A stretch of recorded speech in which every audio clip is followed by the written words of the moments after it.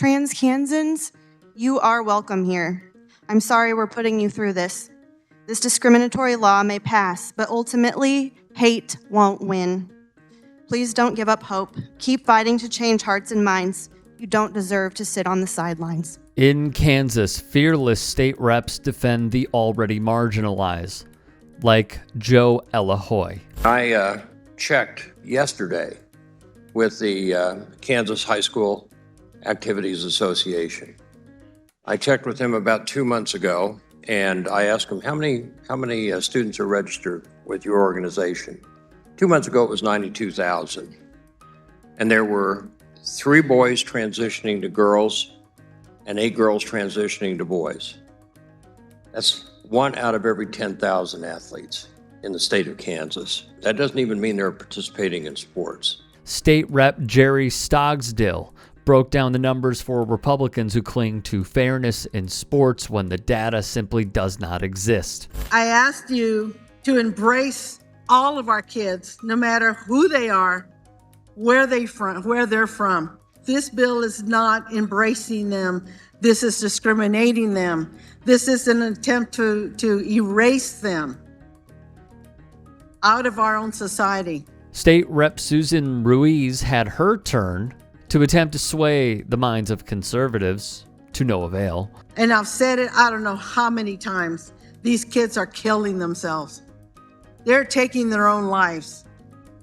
At the end of last session, 2 months later, 2 kids killed themselves. In the state of Kansas, Republicans are trying to fix a problem that does not exist. Trans kids affecting women's sports, banning their participation from kindergarten to college. Second question I asked him was, how many complaints have you had about these trans students? 0. I said, then how many events have you documented where they have made an impact on a sport or even a single event? 0. And this is about fairness in women's sports? It's not. And we're willing to put a target on the backs of these kids because you think they're making an impact on women's sports. They're absolutely not.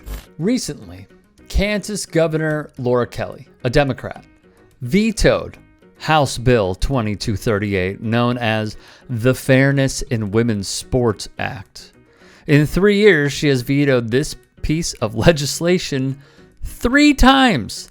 19 states now have pieces of legislation just like this. Kansas became that 19th state. The proponents for these bills had to fly individuals in from out of state to testify against these bills because no one in Kansas is having this impact on them. How much are those former athletes that are getting flown around the country to testify against these bills with their speeches that are the same in every committee hearing? How much are they getting paid? This isn't about sports. State Rep Brandon Woodard, seen here, would ask a really good question. State lawmakers flew in outside witnesses to speak on this very issue because they had no one in the state to speak on it. Where is the funding coming from? That is an excellent question.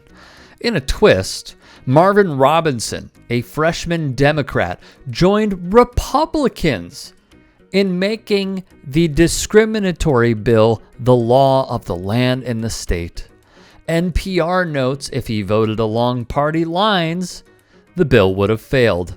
Once again, I will bring your attention to the fact that this bill is not about supporting girls and women in sports. It is about outright discrimination against trans girls, trans kids in general, really. If it was really about sports, then where are all the bills about actual sports for girls and actually supporting them and supporting them beyond high school so that there's parity in pay for them? So this to me tells me this is not about that. It is about discrimination against trans kids. An important note on this piece of legislation. Firstly, on your screen is State Rep Barbara Wasinger, a Republican. she introduced the bill. And when asked how this bill would be enforced, she said it would occur during a sports physical. When asked whether it meant a genital inspection, Rep. Wazinger evaded the question. Michigan State Senate Majority Whip Mallory McMorrow reacted. Forced genital inspections of children. The Republicans, who claim to care about protecting children, voted for forced genital inspections of children because they're afraid a trans kid might want to play on a team with their friends. In the state, per BuzzFeed News, these are the numbers, 3 trans girls are competing at the high school level.